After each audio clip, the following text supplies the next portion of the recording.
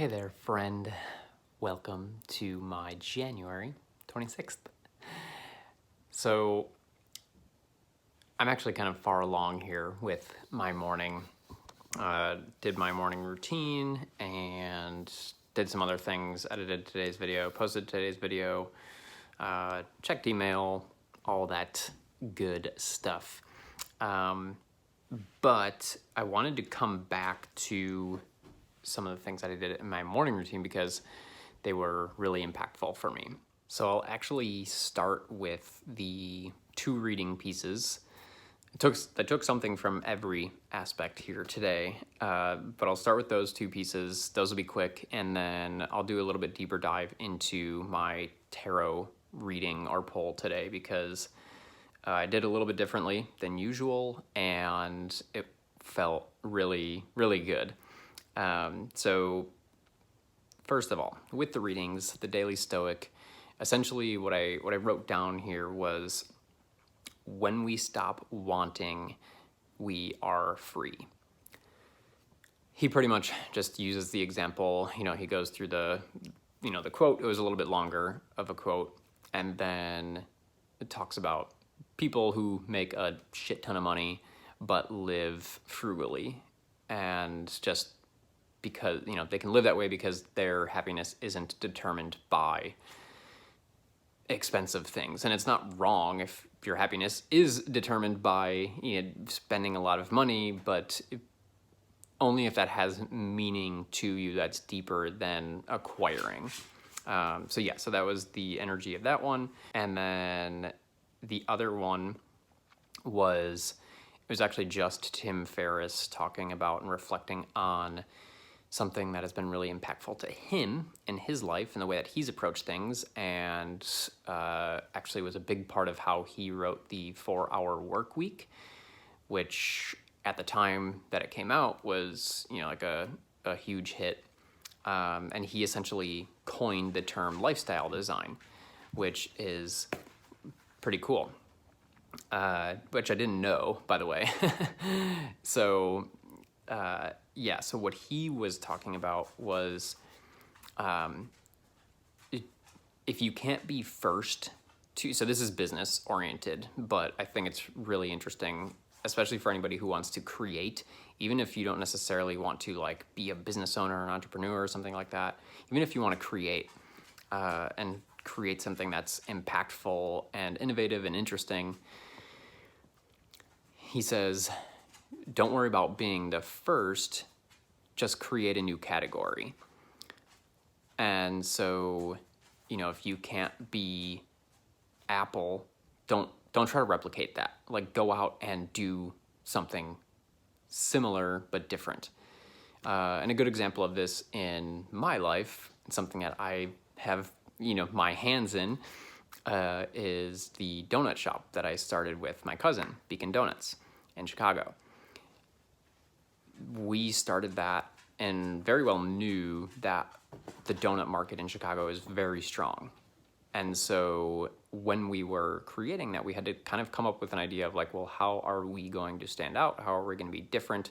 We can't really just compete straight up on flavors, not because he wasn't great at, or isn't great at what he does, because he is, but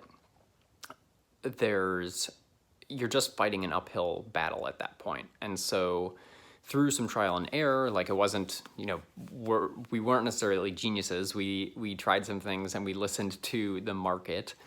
But eventually what he's arrived at and has taken and ran with is vegan donuts, all vegan. And it's been a huge hit because of that, because there is no fully vegan donut shop in Chicago. There's a lot of flavors and things that are like hard to find vegan, even in like baked goods and desserts as a whole. So yeah, that's like a pertinent example of how that worked. And it's actually, it's related to, or it's relevant, I should say, to how I'm kind of going about doing things in my life, and just kind of like what I want to create going forwards. It's, because I'm kind of like dropping the coaching thing, but there's still things I want to create and will create over time. Very much more based in community and collaboration. And the things that I'm coming up with are not altogether different than coaching, community, online courses, like things that already exist, but it's going to have a different twist to it and a different feel than those things are. And so, yeah, so basically all of this to say, like, just allow yourself to be creative and think about what the other kind of like next category could be. And so Tim says, everyone is interested in what's new. Few people are interested in what's better. Pretty interesting. I think it's a good line, so I wrote it down, and yeah, I'll continue to internalize that as I create things going forwards. Okay, now for the tarot pull that I did today. I actually ended up doing 4 cards. I normally just do 1, just kind of like get some general guidance, see what's up, see what I take from it, and go from there, like super simple. But today I was just like, I was feeling a little bit more. I was like, I'll pull a couple cards. And so I didn't plan on 4, I just kind of figured I'd see what came out. I was thinking 2, 3, 4. And so did a bunch of shuffling and just kind of waited to see what came out and pulled them. The intention that I went into this with was, what can I do over these next couple of weeks? Because, and I'll probably share more about this later, but the quick thing here for the context of the card pull is that now that I signed a job offer, I will not start that job until February 14th. So I have a little over 2 weeks where I'm just kind of chilling. I've got a little bit of work going on in the meantime in terms of a little bit of client work, Uber Eats, and then nothing. Like, I don't have to job search anymore because that was like its own fucking part-time job. So yeah, I have a lot of space now. And so this card pull, I was like, where should I be at in these next couple of weeks? Like, what do I need to hear? Or what's like a message that would be helpful for me going into this little bit of space here before I go full dive into being employed, because I think, things will change pretty substantially once that happens. So I want to make sure I'm really present and intentional about these next couple of weeks. So that was the intention, and these are the cards that I pulled. I pulled the Star, the 8 of Wands, the Page of Wands, and the Page of Swords. And this is exactly the order that they came out as well, so I left it in that. What's interesting is that this is the first time that I've ever pulled the Star, but this card is essentially just a very positive card and pretty much typical to what you might think, encourages you to shoot for the stars for the most part, to hope and to dream and to feel really confident that you can do so. Next, the 8 of Wands is all about movement and forward progress, which feels pretty good coming after that first card of hope and shooting for your dreams. And then I thought it was pretty interesting to have these 2-page cards come out to finish the reading and to follow up those first 2 cards, which felt like a pretty clear message.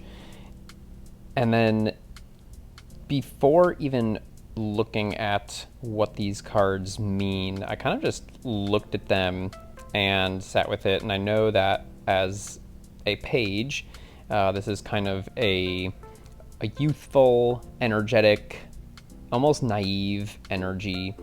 And I felt that in these two cards when looking at them. It just feels like these two young animals that are ready to go out and explore the world and do all types of things. And so that struck me before even looking into what these cards mean, which is basically exactly that. Youthful and enthusiastic drive, just eager to get started with the next adventure and to creatively solve problems. Which rolls into our Page of Swords, which is not altogether different. Again, it's this youthful energy, and it's about natural curiosity, really, and just being very open to the world and being curious about problems and solutions, and therefore taking that into their journey. So with that, I really appreciated this poll because to me, it was a very clear, coherent, and meaningful message. This is what I love about tarot, because you can pretty much take or leave whatever you want from it, and for me, I'm just fully taking all of this. To finish, the holistic message here to me felt very clear, which was lean into hope, let yourself dream, embrace the adventure, and pursue it with energy, excitement, and curiosity. Anything is possible.